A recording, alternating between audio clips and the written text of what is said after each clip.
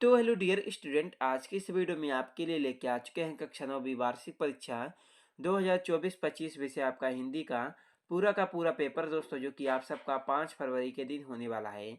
और साथ में आपको इसी वीडियो में सभी प्रश्नों का आपको फुल कंप्लीट सॉल्यूशन आपको एक ही वीडियो में मिलेगा दोस्तों। तो वीडियो को लाइक करके आप लोग चैनल को सब्सक्राइब जरूर कर लीजिएगा। तो दोस्तों आप लोग देख सकते हैं पेपर आपका कक्षा 9 वार्षिक परीक्षा 2024-25 विषय आपका हिंदी के लिए दोस्तों आपका पेपर है।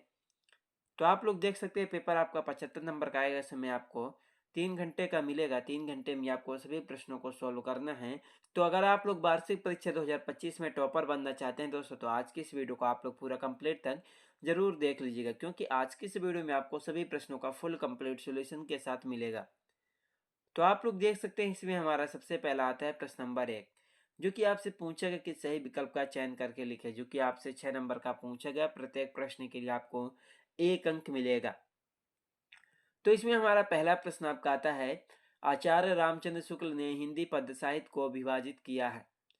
तो दोस्तों इसमें आपको 4 ऑप्शन देखने को मिलेगा। पहला 3 कालों में, दूसरा 4 कालों में, तीसरा 6 कालों में, चौथा 8 कालों में।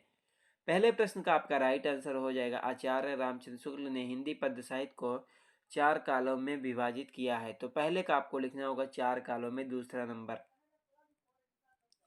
2 में आपका आता है, कृष्ण और कृष्ण भूमि के प्रति इस कवि का अनन्य समर्पण भाव व्यक्त हुआ है। दूसरे प्रश्न का आपका राइट आंसर हो जाएगा दोस्तों पहला नंबर, रस खान। 3 में आपका आता है, रस को कहा गया है। इसका राइट आंसर हो जाएगा दोस्तों काव्य की आत्मा, चौथा नंबर। 4 में आता है, महादेवी वर्मा को काव्य प्रतियोगिता में कटोरा मिला था। इसका राइट आंसर हो जाएगा, महादेवी वर्मा को काव्य प्रतियोगिता में चांदी का कटोरा मिला था। किसका? चांदी का। 5 में आपका आता है, रंगीला शब्द में प्रत्यय है। इसका राइट आंसर हो जाएगा दोस्तों आपका ईला। 6 में आता है, रीढ़ की हड्डी पाठ की विधा है। इसका राइट आंसर हो जाएगा दोस्तों आपका एकांकी। तो दोस्तों आप लोग इन सभी प्रश्नों को आप लोग अच्छी तरह से याद करके कॉपी पर सॉल्व जरूर कर लीजिएगा। और अगर कहीं पर भी आपको डाउट होगा तो कमेंट बॉक्स पर कमेंट जरूर कीजिएगा। एंड उसके बाद आता है प्रश्न नंबर 2, जिसमें आपका पूछा गया कि रिक्त स्थानों की पूर्ति कीजिए, जो कि आपसे 6 नंबर की पूछी गई है। प्रत्येक प्रश्न के लिए आपको 1 अंक मिलेगा। तो इसमें हमारा पहला प्रश्न आपका आता है, मखमली। पहले प्रश्न का राइट आंसर हो जाएगा दोस्तों मखमली हुए लाल, यानी टमाटर हुए लाल। तो पहले में आपको लिखना होगा दूसरा नंबर, टमाटर। 2 में आता है दोस्तों, काव्य के डोट डोट भेद माने गए हैं। दूसरे प्रश्न का आपका राइट आंसर हो जाएगा, काव्य के 2 भेद माने गए हैं। 3 में आपका आता है, कविता के शाब्दिक अनुशासन का नाम डोट डोट है। इसका राइट आंसर हो जाएगा दोस्तों, कविता के शाब्दिक अनुशासन का नाम आपका छंद है। 4 में आपका आता है, गद्य में व्याकरण का प्रयोग भी डोट डोट से ग्रहण किया जा सकता है। इसका राइट आंसर हो जाएगा आसानी से। 5 में आपका आता है, शब्दों के सार्थक योग को डोट डोट कहते हैं। इसका राइट आंसर हो जाएगा वाक्य। 6 में आपका था, 1967 की बाढ़ को डॉट डॉट ने स्वयं भोगा था। इसका राइट आंसर हो जाएगा लेखक।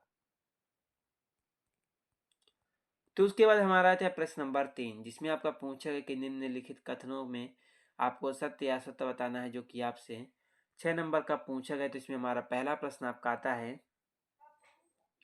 कवि सर्वेश्वर दयाल ने मेघों के आने की तुलना सच का राय प्रवासी अतिथि दामाद से की है।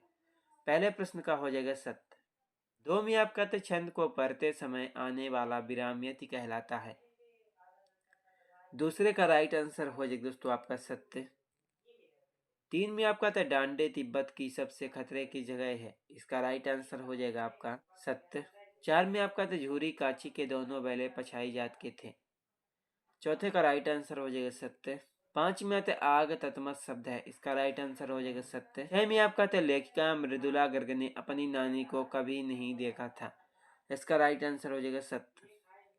तो दोस्तों उसके बाद आता है प्रश्न नंबर आपका 4, जिसमें आपका पूछा गया कि सही जोड़ी का मिलान करके लिखिए, जो कि आपसे 6 नंबर का पूछा गया। तो इसमें हमारा पहला प्रश्न आपका आता है, कबीर दास। पहले प्रश्न का आपका राइट आंसर हो जाएगा बाह्य आडंबरों का विरोध। 2 में आता है, रसयुक्त वाक्य ही काव्य है। दूसरे प्रश्न का आपका राइट आंसर हो जाएगा दोस्तों, दूसरे प्रश्न में आपको क्या लिखना होगा, रस युक्त वाक्य ही काव्य आचार्य विश्वनाथ का कथन है। 3 में आता है प्रेमचंद के फटे जूते।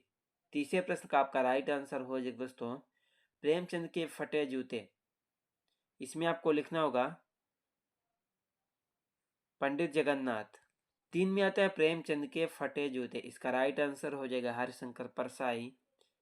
4 में आते हैं उल्टा शब्द। चौथे का आपका राइट आंसर हो जाएगा बिलोम। 5 में आपका आते हैं उपसर्ग। 5वें प्रश्न का आपका राइट आंसर हो जाएगा दोस्तों जो शब्द के आगे लगते हैं। 6 में आते हैं भागलकोट। इसका राइट आंसर हो जाएगा कर्नाटक का छोटा कस्बा।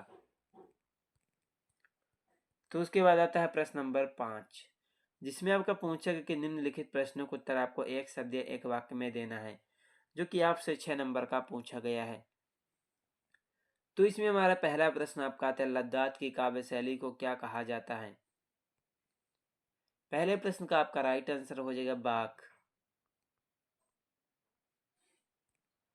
2 में आपका आता है उपमेय में उपमान का आरोप कौन सा अलंकार कहलाता है।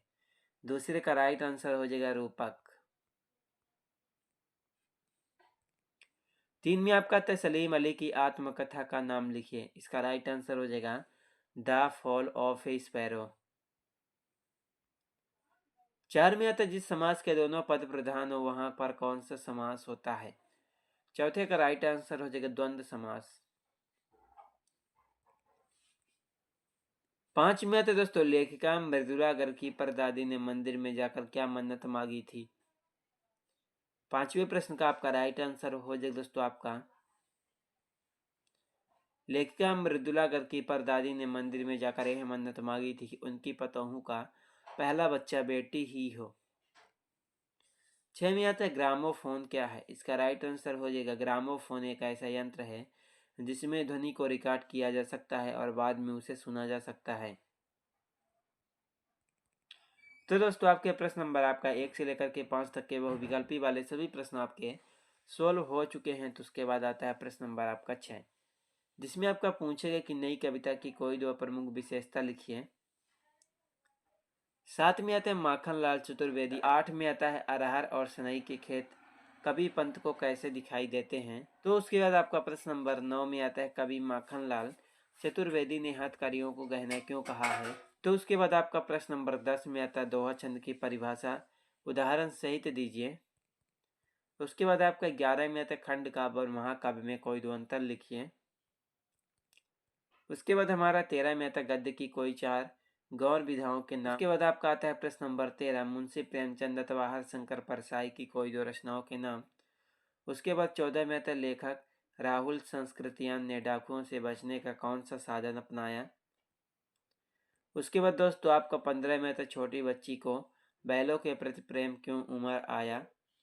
उसके बाद दोस्तों आपका 16 में आता है निम्नलिखित मुहावरों का अर्थ लिखते हुए वाक्य में प्रयोग कीजिए। पहला फूल न समाना, दूसरा अंधे की लाठी। उसके बाद आता है प्रश्न नंबर 17 परमेश्वरनाथ रेणु के मित्रों के नाम लिखिए। उसके बाद आपका 18 में आता है निम्नलिखित काव्यांश का संदर्भ प्रसंग सहित आपको भावार्थ लिखना है। उसके बाद दोस्तों आपका प्रश्न नंबर 19 में क्या आता है निम्नलिखित गद्यांश के संदर्भ प्रसंग व्याख्या सहित कीजिए 3 नंबर का।